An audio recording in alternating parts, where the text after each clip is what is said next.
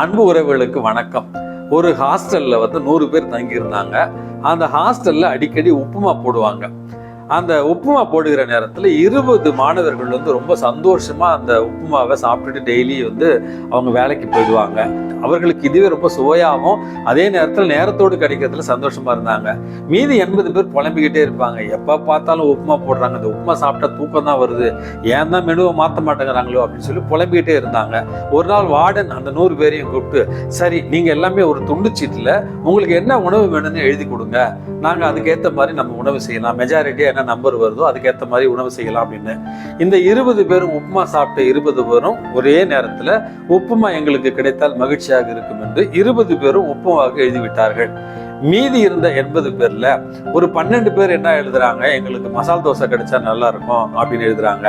இன்னும் ஒரு 12 பேர் எங்களுக்கு பரோட்டா கிடைச்சா நல்லா இருக்குங்கிறாங்க. இன்னும் ஒரு 12 பேர் என்ன சொல்றாங்க, எங்களுக்கு இட்லியும் சாம்பார் கிடைச்சா நல்லா இருக்கும்னு எழுதுறாங்க. இன்னும் ஒரு 12 10 பேர் இப்படி 80 பேருக்குள்ள மறுபடியும் என்ன பண்றாங்க, 8 பேர் 10 பேர் அப்படின்னு சொல்லிட்டு எங்களுக்கு பொங்கல் கிடைச்சா நல்லா இருக்கும் அப்படின்னு சொல்றாங்க.